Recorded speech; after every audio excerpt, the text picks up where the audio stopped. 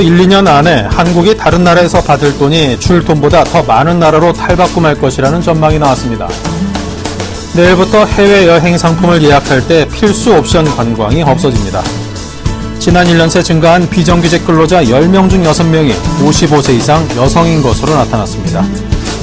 올해 상반기 은행 주택담보대출 증가폭이 지난해의 2배에 달했습니다. 시청자 여러분 안녕하십니까. 생경제 현장의 임동석입니다. 오늘 코스피 지수 장 막판에 외국인의 변심 때문에 2000선 재진입에 실패했습니다. 증권부 강광우 기자입니다. 안녕하십니까. 네, 안녕하십니까. 네, 자세한 시황부터 들려주십시오. 네, 코스피 지수가 1990선을 회복했습니다. 하지만 외국인이 장막판 순매도로 돌아서며 2000선 돌파에는 실패했습니다. 코스피 지수는 오늘 전거래일보다 0.26% 오른 1993.88포인트의 장을 마감했습니다. 코스피 지수는 이거래일 만에 1990선을 회복했지만 기대했던 2000선엔 진입하지 못했습니다. 외국인은 오늘 장 초반부터 매수를 이어가며 기관과 매매 공방을 벌였지만 장 막판 순매도로 돌아섰습니다. 외국인은 98억 원 매도 우위를 보였고 기관은 장 후반 매도폭을 줄이며 62억 원 순매도했습니다. 개인은 226억 원 순매수했습니다. 업종별로는 철강, 화학, 통신 등 일부 업종을 제외하고 대부분 상승세로 마감했습니다. 철강업의 경우 전날 미국에서 강관 수출업체들이 반덤핑 관세를 부과받았다는 소식에 대부분 종목들이 약세를 보였습니다. 은행이 3.42%로 상승폭이 가장 컸고 건설, 증권, 기계 등이 올랐습니다.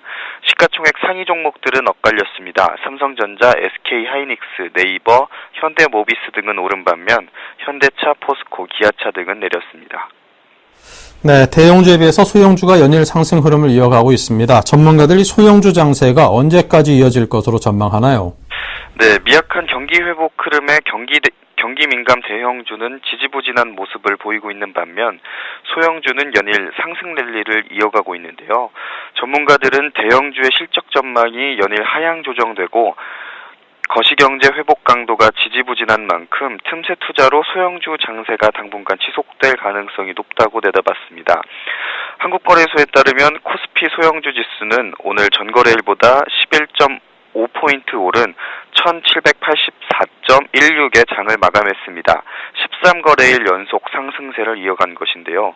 코스피 소형주 지수는 유가증권 시장 상장 종목 중 시가총액 상위 301위 이하 모든 종목을 포함해 산출합니다.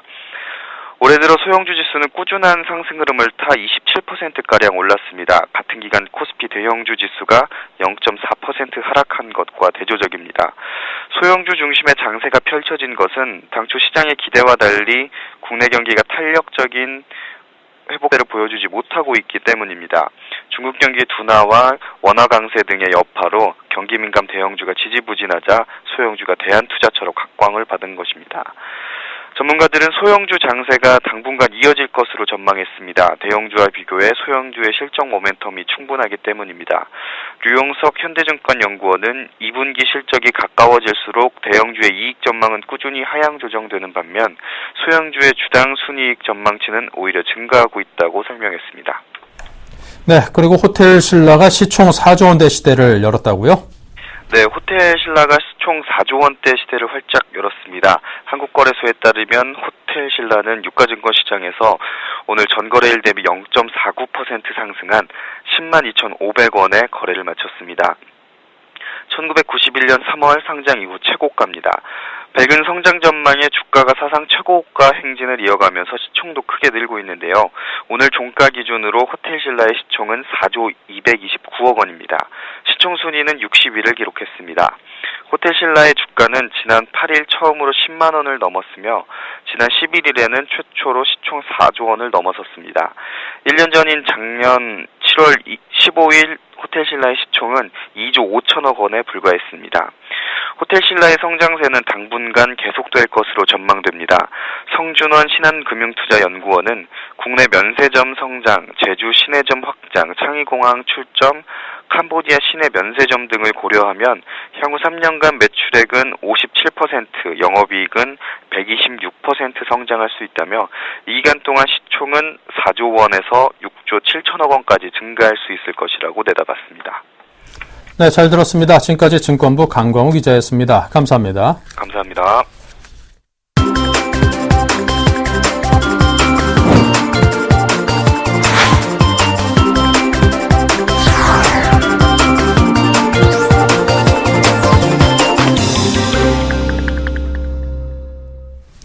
네, 오늘의 주요 뉴스입니다. 앞으로 1, 2년 안에 한국이 다른 나라에서 받을 돈이 줄 돈보다 더 많은 나라로 탈바꿈할 것이라는 전망이 나왔습니다. 한국은행은 오늘 경상수지 흑자가 이어지고 주가 환율 변동성이 크지 않다면 한국이 1, 2년 내 순대외자산 국가로 전환할 가능성이 있다고 분석했습니다. 한국의 순대외 부채 잔액은 글로벌 금융위기 이전인 2007년 9월 2천여억 달러까지 치솟았지만 올해 3월 말 현재 43억 달러로 감소했습니다. 대외 자산과 부채가 균형 수준에 도달한 원인으로는 큰 폭의 경상수지 흑자와 외국인 직접 투자를 초과한 대외 직접 투자, 해외 증권 투자 증가세 등이 꼽힙니다. 내일부터 해외 여행 상품을 예약할 때 필수 옵션 관광이 없어집니다. 문화체육관광부와 한국관광공사, 한국소비자원, 한국여행업협회는 해외여행을 취급하는 12개 대형 여행사와 함께 국외 여행상품 정보 제공 표준안 제도를 시행한다고 오늘 밝혔습니다. 표준안에 따르면 소비자들의 가장 큰 불만 요소 중 하나인 현지 필수 옵션 관광을 폐지하고 해당 비용을 여행상품 가격에 적용합니다. 이렇게 되면 관광객이 원치 않는 곳은 가지 않아도 돼 불필요한 경비 지출을 막을 수 있게 됩니다.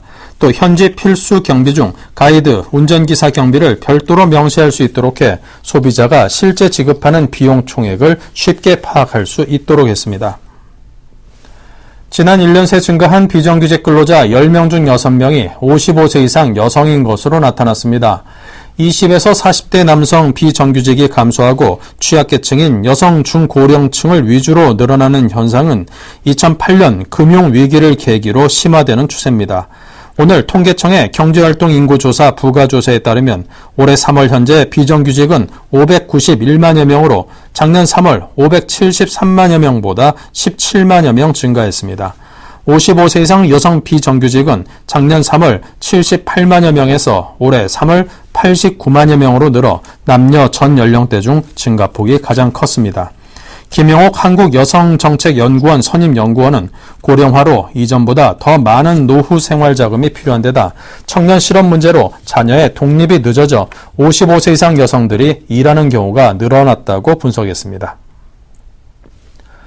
올해 상반기 은행 주택담보대출 증가폭이 지난해의 2배에 달했습니다. 대출금리도 하락세를 보이는 가운데 대출 규제 완화와 기준금리 인하가 겹치면서 주택담보대출 증가세는 한층 가파라질 전망입니다. 오늘 금융권에 따르면 국민, 신한, 우리 등 7개 주요 은행의 주택담보대출 잔액은 상반기 기준 295조 원으로 10조 원 가까이 늘어 지난해 상반기에 주택담보대출 잔액 증가분인 4조 9천억 원과 비교해 2배가 늘었습니다. 특히 올해 주택담보대출은 2분기에 집중적으로 7조 원 가까이 늘어 분기 기준 지난 2010년 4분기 이후 가장 높은 증가율을 기록했습니다. 분양 비수기로 꼽히는 다음 달 전국에 공급되는 아파트 분양 물량은 17,000여 가구에 그칠 전망입니다. 오늘 부동산 114에 따르면 8월 전국에서 아파트 17,000여 가구가 분양시장에 나올 예정입니다. 이는 지난해 8월과 비교하면 36% 줄어든 것입니다. 부동산 114는 계절적으로 비수기인데다 정부가 수도권 청약 자격 완화와 분양가 상한제 탄력적 운용 등 정책 변화를 예고해 건설사들이 분양 시기를 저울질하기 때문으로 분석했습니다. 수도권에는 작년 같은 달보다 32% 감소한 11,000여 가구, 지방에는 43% 감소한 6,000여 가구가 신규 공급될 예정입니다. 네, 임대주택 건설 등 서민 주거복지의 주요 재원으로 활용되는 국민주택기금의 자산 운용에 비상등이 켜졌다고 합니다.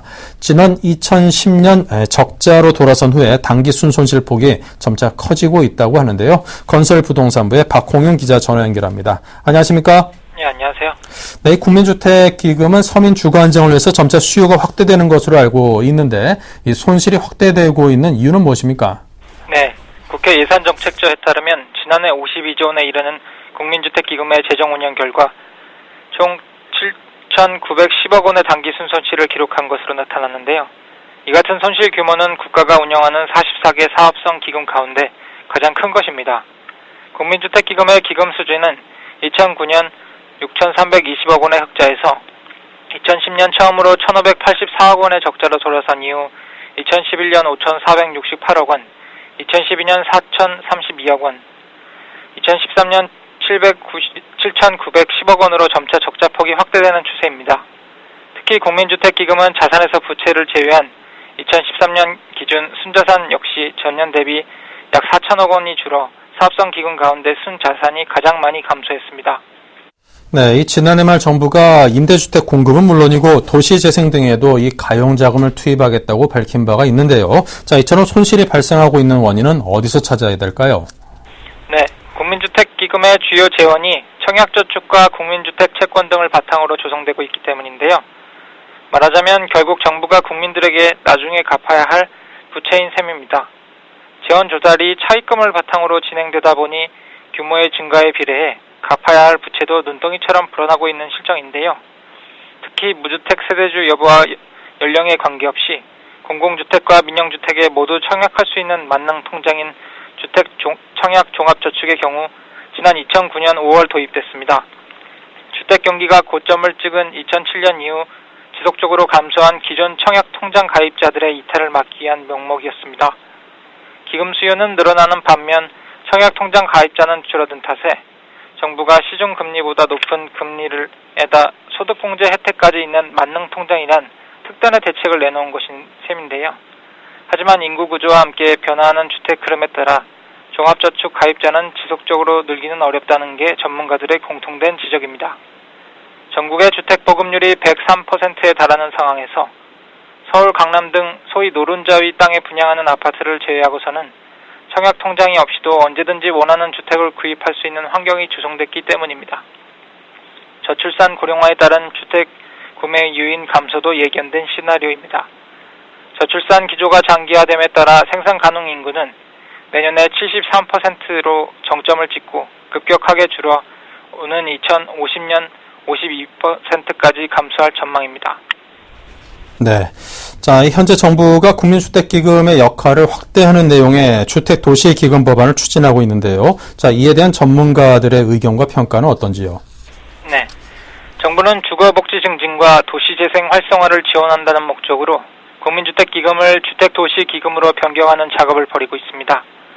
주택개정과 도시개정으로 기금의 개정과 역할을 구분해 주택개정은 현재와 같이 분양 및 임대주택 건설자금 지원, 공유형 모기지, 디딤돌 대출 등에 활용하고 도시개정은 도시재생에 필요한 출자와 투자, 융자, 보증 등에 활용하겠다는 구상입니다.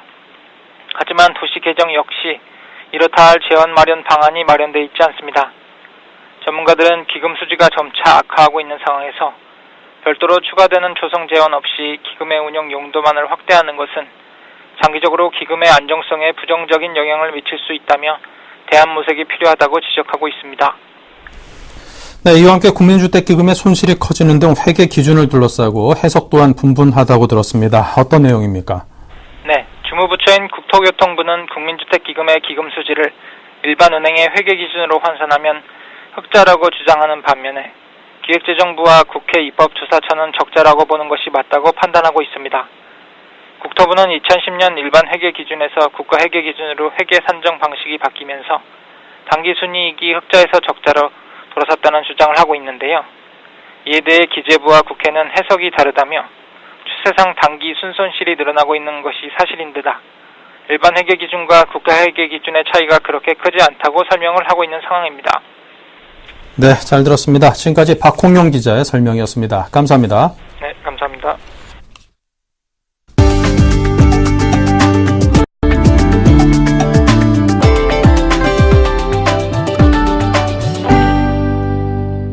미니밴 시장에서 수입차 모델 4종이 국산차 2개 모델에 완패했습니다.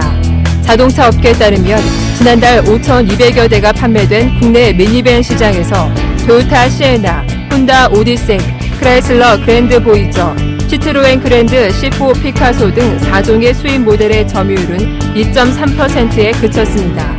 이는 5월 점유율 4.7%의 절반 수준입니다. 수입차 전체가 지난달에 점유율 15%로 사상 최대 실적을 기록한 것과 대조적입니다. 미니밴 시장에서는 기아차 카니발, 쌍용차 코란도, 투리스모 등 2종의 국산 모델이 시장을 완전히 장악했습니다.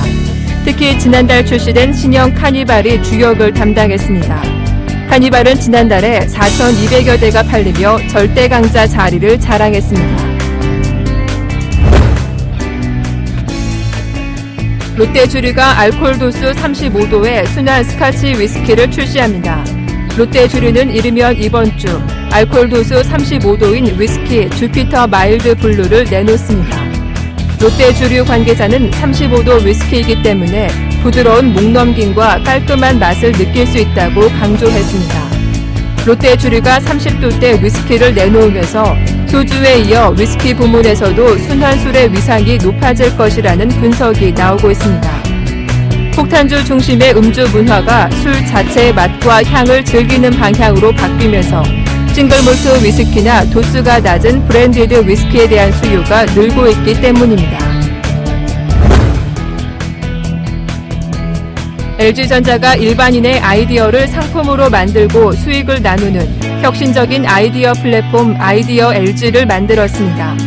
LG전자는 오늘부터 아이디어 LG 공식 사이트에 접속해 아이디어 제안서를 등록하면 심사를 거쳐 제품화에 성공할 경우 매출액의 4%를 초기 아이디어 제공자에게 지급한다고 밝혔습니다.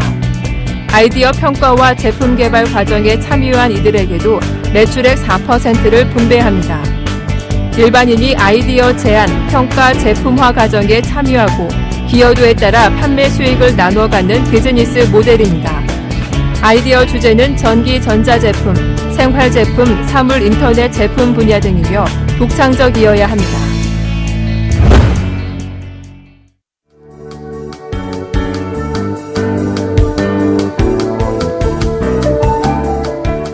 안녕하세요. K웨더 라이프스타일 예보 첫시입니다. 장마 기간인데 비가 오지 않아 마른 장마라고 불리죠. 내일 대부분 지방에는 비 소식 없지만 제주와 전남, 경남 남해안으로는 장맛비가 시작됩니다. 제주도는 늦은 오후부터, 전남과 경남 남해안은 늦은 밤부터 비가 시작되겠습니다. 이 비는 모레 수요일에는 전남, 경남 지방까지 확대된 후 낮부터 점차 그치겠고요. 제헌절인 목요일에는 다시 충청 이남 지방에 비가 시작돼 금요일에는 전국으로 확대되겠습니다. 오늘 전국이 30도가 넘는 더운 날씨를 보였는데요. 내일도 서울의 낮 기온 32도로 30도 이상 올라 덥겠고요.